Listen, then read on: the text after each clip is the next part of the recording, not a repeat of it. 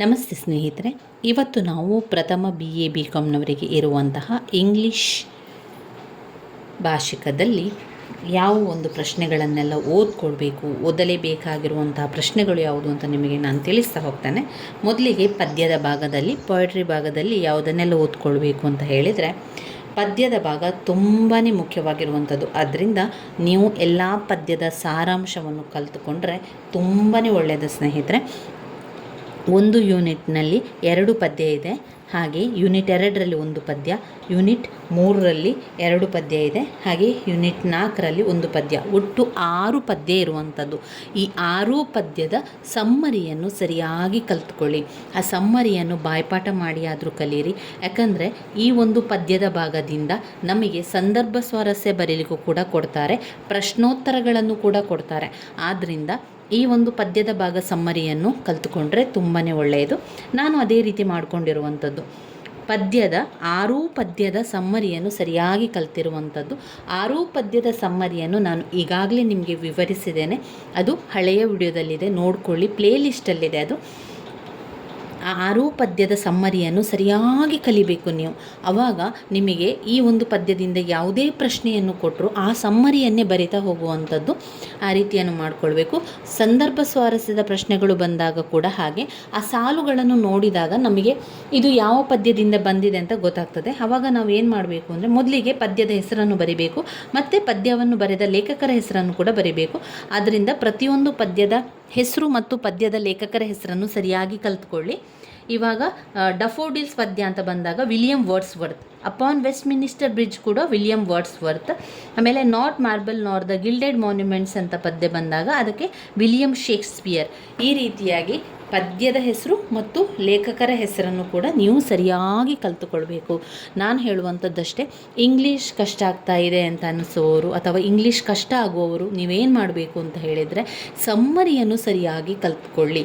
ಬೇರೆ ಯಾವುದು ಕೂಡ ನೀವು ಓದ್ಕೊಳ್ಬೇಕು ಅಂತ ಇಲ್ಲ. ಅಥವಾ ಎಷ್ಟೇ ಪ್ರಶ್ನೆಗಳು ಬರಲಿ, ಯಾವುದೇ ಪ್ರಶ್ನೆಗಳಿರಲಿ, ಆ ಪದ್ಯದಿಂದ ಅವರು ಪ್ರಶ್ನೆ ಕೊಟ್ಟಿದ್ದಾರೆ ಅಂತ ಹೇಳಿದರೆ ಆ ಪದ್ಯದ ಸಂಪೂರ್ಣ ಸಮ್ಮರಿಯನ್ನು ಬರೆಯುವಂಥದ್ದು, ಅಷ್ಟೇ ಮಾಡುವಂಥದ್ದು. ಆದ್ದರಿಂದ ನೀವು ಇಂಗ್ಲೀಷ್ ಕಷ್ಟ ಆಗ್ತದೆ, ಇಂಗ್ಲೀಷಲ್ಲಿ ಪಾಸ್ ಆಗಲಿಕ್ಕೆ ನನಗೆ ಕಷ್ಟ ಆಗ್ತದೆ, ಇಂಗ್ಲೀಷ್ನಲ್ಲಿ ಪಾಸ್ ಆಗಬೇಕು ಅಂತ ನಿಮ್ಮ ಮನಸ್ಸಲ್ಲಿದ್ದಾಗ ನೀವೇನು ಮಾಡಬೇಕು ಅಂದರೆ, ಇದರ ಸಮ್ಮರಿ 6 ಪದ್ಯದ ಸಮ್ಮರಿಯನ್ನು ಬಾಯ್ಪಾಠ ಮಾಡಿಯಾದರೂ ಕಲೀಲೇಬೇಕು ಸ್ನೇಹಿತರೆ.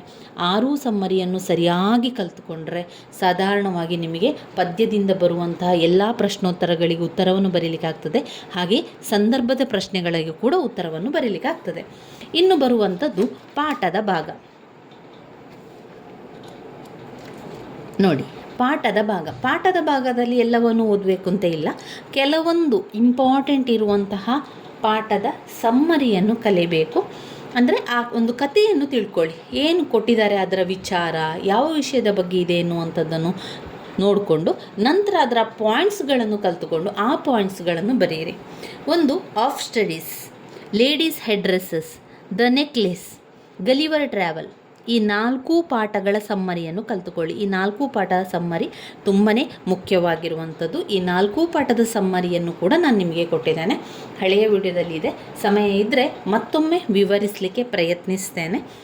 ಈ ಪಾಠದ ಭಾಗದಿಂದ ನಾವು ಇಷ್ಟು ಕಲಿತ್ರೆ ಸಾಕಾ ಎನ್ನುವಂಥ ನಿಮ್ಮ ಪ್ರಶ್ನೆಗೆ, ಪಾಠದ ಭಾಗದಿಂದ ಅವರೇನು ಮಾಡ್ತಾರೆ ಅಂತ ಹೇಳಿದರೆ, ಪ್ರಶ್ನೆಗಳನ್ನು ಕೊಡ್ತಾರೆ. ಹಾಗೆ ಸಂದರ್ಭ ಸ್ವಾರಸ್ಯದ ಪ್ರಶ್ನೆಯನ್ನು ಕೊಟ್ಟರೂ ಕೂಡ ನಾವು ಸಂದರ್ಭ ಸ್ವಾರಸ್ಯಕ್ಕೆ ಎಲ್ಲವನ್ನು ಕೂಡ ಪದ್ಯವನ್ನೇ ಆಯ್ಕೆ ಮಾಡಿಕೊಳ್ಬೇಕು.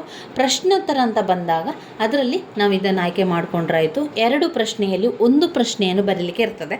ಆದ್ದರಿಂದ ಇದರಲ್ಲಿ ಒಂದು ಲೇಡೀಸ್ ಹೆಡ್ ಡ್ರೆಸ್ ಇರ್ತದೆ, ನೆಕ್ಲೆಸ್ ಇರ್ತದೆ, ಅಥವಾ ಆಫ್ ಸ್ಟಡಿ ಇರ್ಬೋದು, ಗಲಿವರ್ ಟ್ರಾವೆಲ್ ಕೂಡ ಇರ್ಬೋದು. ಅದರಲ್ಲಿ 2 ಪ್ರಶ್ನೆಯಲ್ಲಿ 1 ಪ್ರಶ್ನೆಗೆ ನಾವು ಉತ್ತರವನ್ನು ಬರೀಲಿಕ್ಕಿರುವಂಥದ್ದು. ಆದ್ದರಿಂದ ಇವಿಷ್ಟು ಪಾಠಗಳನ್ನು ಕಲಿತ್ರೆ ಸಾಕು. ಇನ್ನು ನಾವು ನೋಡೋದಾದರೆ, ಇನ್ನು ಬೇರೆ ಬೇರೆ ಇಂಪಾರ್ಟೆಂಟ್ ಆಗಿರುವಂಥದ್ದು ಕಾದಂಬರಿ ಭಾಗ, ನಾಟಕ ಭಾಗ ಅಂತಲೇ ಹೇಳ್ಬೋದು. ಇಲ್ಲಿ ಈ ಒಂದು ನಾಟಕದ ಸಮ್ಮರಿಯನ್ನು ಸರಿಯಾಗಿ ಕಲಿತುಕೊಳ್ಬೇಕು, ದ ಗೈಡ್. ಯಾಕಂದರೆ ಈ ಭಾಗದಿಂದ ಇದರಿಂದ 3 ಪ್ರಶ್ನೆಗಳು ನಿಮ್ಮ ಪ್ರಶ್ನೆ ಪತ್ರಿಕೆಯಲ್ಲಿ 100ಕ್ಕೆ 100% ಪ್ರಶ್ನೆಗಳು ಇರುವಂಥದ್ದು. 100ಕ್ಕೆ 100 ನಾನು ಹೇಳ್ತಾ ಇದ್ದೇನೆ. ಇದರಿಂದ 3 ಪ್ರಶ್ನೆಗಳು ಇದ್ದೇ ಇರುವಂಥದ್ದು ಸ್ನೇಹಿತರೆ. ಆವಾಗ ನಿಮಗೆ ಅನ್ನಿಸ್ಬೋದು, ಈಗ 3 ಪ್ರಶ್ನೆಗಳನ್ನು ಕೇಳಿದರೆ ನಾವು ಅದೇ ಸಮ್ಮರಿಯನ್ನು 3 ಪ್ರಶ್ನೆಗೆ ಬರೆಯುವಂಥದ್ದಾ ಅಂತ. ಹೌದು, ಖಂಡಿತವಾಗಿಯೂ ಕೂಡ ಅವರು ಯಾವುದೇ ಪ್ರಶ್ನೆಯನ್ನು ಕೇಳಿದರೂ ಕೂಡ ನಾವೇನು ಮಾಡಬೇಕು, ದ ಗೈಡ್ ಎನ್ನುವಂತಹ ಕಾದಂಬರಿಯ ಸಂಪೂರ್ಣ ಒಂದು ಸಾರಾಂಶವನ್ನು ಬರಿತಾ ಹೋಗಬೇಕು. RK ನಾರಾಯಣ ಬರೆದಿರುವಂಥ ಗೈಡ್ ಸಮ್ಮರಿಯನ್ನು ನಾನು ನಿಮಗೆ ಕೊಟ್ಟಿದ್ದೇನೆ, ಅದನ್ನು ನೋಡ್ಕೊಳ್ಳಿ. ಪೋಸ್ಟಲ್ಲಿ ಕೂಡ ಹಾಕಿದ್ದೇನೆ, ಪ್ಲೇಲಿಸ್ಟಲ್ಲಿ ಕೂಡ ಇದೆ. ಈಗ ಅದರಿಂದ 3 ಪ್ರಶ್ನೆಯನ್ನು ಕೊಡ್ತಾರೆ. 3 ಪ್ರಶ್ನೆಗೆ ಒಂದೇ ರೀತಿಯ ಸಮ್ಮರಿಯನ್ನು ಬರೆದರೆ ಆಗ್ಬೋದಾ ಅಂತ ಕೇಳಿದರೆ ನೀವೇನು ಮಾಡಬೇಕು, ಇದರಲ್ಲಿ ಒಂದು ಸ್ವಲ್ಪ ನೀವು ಟ್ರಿಕ್ಸನ್ನು ಬಳಸಬೇಕು. ಯಾವ ರೀತಿ ಬಳಸಬೇಕು ಅಂತ ಹೇಳಿದರೆ, ಈಗ ಗೈಡಿಂದ 3 ಪ್ರಶ್ನೆಗಳನ್ನು ಅವ್ರು ಕೇಳ್ತಾನೆ. ನಿಮ್ಮ ಸಮ್ಮರಿಯನ್ನು ಬರಿಬೇಕಾದ್ರೆ ನೀವೇನು ಮಾಡಬೇಕು ಅಂದರೆ, ಸಮ್ಮರಿ ಅಂತ ಬಂದರೆ ಏನು, ಅದು ಸಾರಾಂಶ ಅಲ್ವಾ. ಆ ಸಂಪೂರ್ಣ ಕಾದಂಬರಿಯ ಸಾರಾಂಶವನ್ನು ನೀವು ಬರಿತಾ ಇರುವಂಥದ್ದು.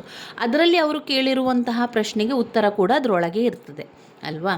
ಅದರಿಂದ ನಿಮ್ಮ ಉತ್ತರ ತಪ್ಪಲ್ಲ.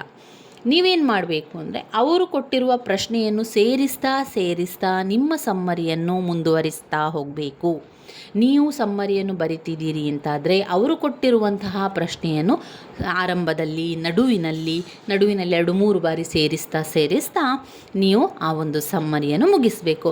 ಆರಂಭದಲ್ಲಿ, ನಡುವಿನಲ್ಲಿ 2-3 ಸಲ, ಹಾಗೆ ಕೊನೆಯದಾಗಿ ಒಂದು ಸಲ ಆ ಒಂದು ಪ್ರಶ್ನೆಯನ್ನು ಸೇರಿಸ್ತಾ ಬರಿತಾ ಹೋಗಬೇಕು. ಆವಾಗ ಏನಾಗ್ತದೆ ಅಂದರೆ, ಆ ಸಮ್ಮರಿ ಸಂಪೂರ್ಣವಾಗಿ ಅವರು ಕೊಟ್ಟಿರುವಂತಹ ಪ್ರಶ್ನೆಗೆ ಹೊಂದಾಣಿಕೆ ಆಗ್ತಾ ಹೋಗ್ತದೆ. ನೀವು ಬರೆಯುವಂಥದ್ದು ಸರಿಯಾದ ಉತ್ತರವೇ, ಆದರೆ ನೀವು ಬರಿತಾ ಇರುವಂಥದ್ದು ಸಾರಾಂಶ. ದ ಗೈಡ್ ಎನ್ನುವಂತಹ ಕಾದಂಬರಿಯ ಸಂಪೂರ್ಣ ಸಾರಾಂಶವನ್ನು ನೀವು ಬರೆಯುವುದರಿಂದ ನಿಮ್ಮ ಉತ್ತರ ತಪ್ಪಲ್ಲ. ನೀವೇನು ಮಾಡಬೇಕು ಗೊತ್ತಾಯ್ತಲ್ಲ, ಆ ಪ್ರಶ್ನೆಯನ್ನು ಸೇರಿಸ್ತಾ ಅದಕ್ಕೆ ಬರಿತಾ ಹೋಗಬೇಕು. ಇದರಲ್ಲಿ ಮುಖ್ಯವಾಗಿ ನೀವು ನೆನಪಲ್ಲಿ ಇಟ್ಕೊಳ್ಬೇಕಾಗಿರುವಂಥದ್ದು, ಈ ಕಾದಂಬರಿಯಲ್ಲಿ ಬರುವಂಥ ಕಥಾವಸ್ತುಗಳೇನು, ಯಾರೆಲ್ಲ ಪಾತ್ರಧಾರಿಗಳಿದ್ದಾರೆ ಎನ್ನುವಂಥ ಹೆಸರನ್ನು ಫಸ್ಟಿಗೆ ನೀವು ಕಲಿಬೇಕು. ಅದಾದ ನಂತರದಲ್ಲಿ ಯಾರ ಪಾತ್ರಕ್ಕೆ ಏನೆಲ್ಲ ವಿಷಯಗಳಿದೆ, ಆ ಪಾತ್ರಧಾರಿಗಳು ಏನು ವಿಚಾರವನ್ನು ಹೇಳ್ತಾ ಇದ್ದಾರೆ ಎನ್ನುವಂಥದ್ದು. ಈ ಒಂದು ದ ಗೈಡ್ ಎನ್ನುವಂತಹ ಕಾದಂಬರಿಯಲ್ಲಿ ರಾಜುಗೆ ತುಂಬಾ ಪಾತ್ರ ಇರುವಂಥದ್ದು. ಅವನೇ ಈ ಒಂದು ಕಾದಂಬರಿಯ ನಾಯಕನಾಗಿದ್ದಾನೆ. ರೋಸಿ ರಾಜುವಿನ ಗೆಳತಿ, ಅವಳಿಗೂ ಕೂಡ ಪಾತ್ರ ಇದೆ, ಆದರೆ ರಾಜುಗೆ ತುಂಬಾ ಪಾತ್ರ ಇದೆ. ಈ ಒಂದು ದ ಗೈಡ್ ಎನ್ನುವಂಥ ಕಾದಂಬರಿಯಲ್ಲಿ 2 ಕತೆ ಬರ್ತದೆ, ಅಂದರೆ 2 ಪಾರ್ಟ್ ಆಗಿ ಬರುವಂಥದ್ದು. ಒಮ್ಮೆ ರಾಜು ಸನ್ಯಾಸಿಯಾಗಿರುವಂಥದ್ದು, ಮತ್ತೊಮ್ಮೆ ರಾಜು ಟೂರಿಸ್ಟ್ ಗೈಡ್ ಆಗಿ ಇರುವಂತಹ 2 ಕತೆಗಳನ್ನು ನಾವಿಲ್ಲಿ ಕಾಣ್ತಾ ಹೋಗ್ಬೋದು. ಸಮಯ ಇದ್ದರೆ ಮತ್ತೊಮ್ಮೆ ಈ ಕಥೆಯನ್ನು ನಿಮಗೆ ನಾನು ಆರಂಭದಿಂದ ತಿಳಿಸ್ತಾ ಹೋಗ್ತೇನೆ. ಈಗಲೇ ನೀವು ನೋಡ್ತಾ ಇದ್ದೀರಿ ಅಂತಾದರೆ ನೀವು ಪ್ಲೇಲಿಸ್ಟಲ್ಲಿದೆ ನೋಡಿ, ಅದನ್ನು ಹಾಕಿದ್ದೇನೆ. ಸಮ್ಮರಿ ಕೂಡ ಇದೆ, ಅದರಲ್ಲಿ ಸಮ್ಮರಿಯನ್ನು ಪೋಸ್ಟಲ್ಲಿ ಕೂಡ ಹಾಕಿದ್ದೇನೆ. ಇದಾದ ನಂತರ ಕೊನೆಯದಾಗಿ ಬರುವಂಥದ್ದು ಗ್ರಾಮರ್. ತುಂಬ ಜನರೇನು ಮಾಡ್ತೀರಾ, ಗ್ರಾಮರ್ ಅಂತ ಟೆನ್ಷನ್ ಮಾಡ್ಕೊಳ್ತೀರಾ. ಈಗ ನೀವು ಪ್ರಥಮ BA ಇಂಗ್ಲೀಷ್ ಪರೀಕ್ಷೆಯನ್ನು ಬರಿತಿದ್ದೀರಿ ಅಂತಾದರೆ, ಇಂಗ್ಲೀಷ್ ಸುಲಭ ಅಂತಂದವರು ಎಲ್ಲವನ್ನು ಕೂಡ ಬರಿತಾ ಹೋಗ್ತೀರಿ, ಸರಿ. ಆದರೆ ಇಂಗ್ಲೀಷ್ ಕಷ್ಟ ಆಗ್ತಾ ಇದೆ, ಇಂಗ್ಲೀಷ್ ಬರೀಲಿಕ್ಕೆ ಗೊತ್ತಾಗ್ತಾ ಇಲ್ಲ ಅಂತಂದವರು ನೀವೇನು ಮಾಡಬೇಕು ಅಂದರೆ, ಈ ಗ್ರಾಮರ್ ಬಗ್ಗೆ ಹೆಚ್ಚು ಚಿಂತೆ ಮಾಡಬೇಡಿ. ಕೆಲವೊಂದು ಗ್ರಾಮರ್ಗಳನ್ನಷ್ಟೇ ನೀವು ನೋಡ್ತಾ ಹೋದರೆ ಸಾಕು. ಇದರಲ್ಲಿ ಅನಾಟೋನಿ, ಸಿನಾನಿಮಸ್, ಅರ್ಥ ಮತ್ತು ವಿರುದ್ಧಾರ್ಥ ಪದಗಳನ್ನು ಬರೀಲಿಕ್ಕಿರುವಂಥದ್ದು. ಅವರು ಯಾವ ಒಂದು ಅರ್ಥವನ್ನು ಕೊಡ್ತಾರೆ, ಯಾವ ವಿರುದ್ಧಾರ್ಥ ಪದ ಕೊಡ್ತಾರೆ ನಮಗೆ ಯಾವುದೂ ಗೊತ್ತಾಗೋದಿಲ್ಲ. ಆದರೆ ಈ ರೀತಿಯ ಒಂದು ಗ್ರಾಮರ್ ಇದೆ ಅಂತ ನಮಗೆ ಗೊತ್ತಿರ್ತದೆ. 1 ವರ್ಡ್ ಸಬ್ಸ್ಟಿಟ್ಯೂಟ್, ಇದನ್ನು ಕೂಡ ನಾನು ನಿಮಗೆ ಕೊಟ್ಟಿದ್ದೇನೆ. ಕೆಲವೊಂದು ಇಂಪಾರ್ಟೆಂಟ್ ಆಗಿ ರಿಪೀಟ್ ಆಗಿ ಬಂದಿರುವಂತಹ 1 ವರ್ಡ್ ಆನ್ಸರ್ಗಳನ್ನು ನಾನು ನಿಮಗೆ ಕೊಟ್ಟಿದ್ದೇನೆ. ಮತ್ತೊಮ್ಮೆ ಸಮಯ ಇದ್ದಾಗ ಅದನ್ನು ನಿಮಗೆ ನಾನು ತಿಳಿಸ್ತಾ ಹೋಗ್ತೇನೆ. ಗ್ರಾಮರ್ ಭಾಗವನ್ನು ಹೆಚ್ಚು ಚಿಂತೆ ಮಾಡಬೇಡಿ. ಗ್ರಾಮರ್ ಬಗ್ಗೆ ನಾವು ಹೆಚ್ಚಾಗಿ ತಲೆ ಕೆಡಿಸ್ಕೊಂಡ್ರೆ ಉಳಿದಿರುವಂಥ ಪ್ರಶ್ನೋತ್ತರಗಳನ್ನು ಓದ್ಕೊಳ್ಳಿಕ್ಕಾಗೋದಿಲ್ಲ. ನಾವೇನು ಮಾಡಬೇಕು ಅಂತ ಹೇಳಿದರೆ, ಪದ್ಯದ ಸಂಪೂರ್ಣ ಸಮ್ಮರಿ, ಪಾಠದಲ್ಲಿ ಕೆಲವೊಂದು ಸಮ್ಮರಿ, ಹಾಗೆಯೇ ದ ಗೈಡ್ ಎನ್ನುವಂತಹ ಕಾದಂಬರಿಯ ಸಂಪೂರ್ಣ ಸಮ್ಮರಿಯನ್ನು ಕಲಿತುಕೊಂಡ್ರೆ ಪ್ರತಿಯೊಬ್ಬರೂ ಕೂಡ ಇಂಗ್ಲೀಷ್ನಲ್ಲಿ ಪಾಸ್ ಆಗ್ತೀರಾ. ಇವಿಷ್ಟು ಸಾಕು. ಗ್ರಾಮರ್ ಬಗ್ಗೆ ಹೆಚ್ಚು ತಲೆ ಕೆಡಿಸ್ಕೊಳ್ಬೇಡಿ. ಗ್ರಾಮರಲ್ಲಿ ಒಂದು ಪ್ಯಾಸೇಜ್ ಕೊಟ್ಟಿರ್ತಾರೆ, ಆ ಪ್ಯಾಸೇಜಿಗೆ ಅವರೇ ಪ್ರಶ್ನೆಯನ್ನು ಕೊಡ್ತಾರೆ. ಆ ಪ್ರಶ್ನೆಗೆ ಆ ಪ್ಯಾಸೇಜಲ್ಲಿ ಉತ್ತರ ಇರುವಂಥದ್ದನ್ನು ನೋಡಿ ಬರಿಬೇಕಾಗಿರುವಂಥದ್ದು. ಮತ್ತೊಂದು ಅವರು ಕೊಡುವಂಥದ್ದು ಟಿಪ್ಪಣಿ ಬರೀಲಿಕ್ಕಿರ್ತದೆ ಅಥವಾ ಪ್ರಬಂಧ ಬರೀಲಿಕ್ಕಿರುವಂಥದ್ದು. ಅದನ್ನು ಕೂಡ ಹಾಗೆ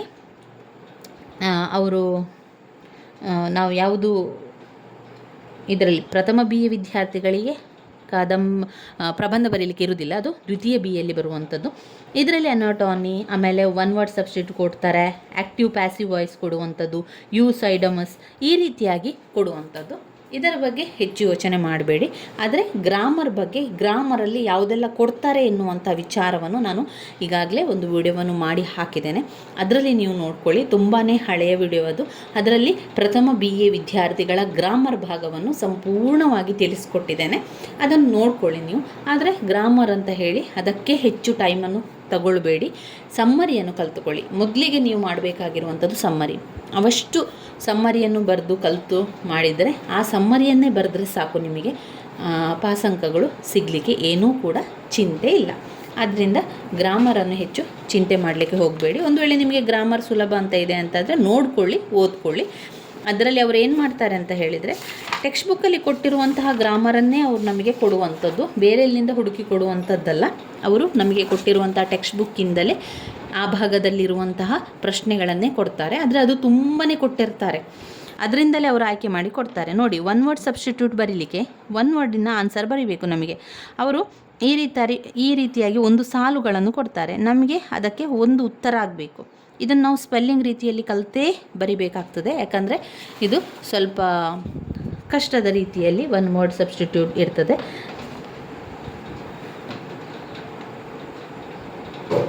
ಸಿಂಪಲ್ ಇಂಗ್ಲೀಷಲ್ಲಿ ಇಲ್ಲ ಅದು, ಅದರಿಂದ ನಾವು ಅದನ್ನು ಸ್ವಲ್ಪ ಕೆಲವೊಂದು ರಿಪೀಟಾಗಿ ನೋಡಿ, ಇಲ್ಲಿ ನಾನು ಅಂಡರ್ಲೈನನ್ನು ಹಾಕಿದ್ದೇನೆ ನೋಡಿ, ಇದೆಲ್ಲ ರಿಪೀಟಾಗಿ ಕೇಳಿರುವಂತಹ ಒನ್ ವರ್ಡ್ ಆನ್ಸರ್ಗಳು.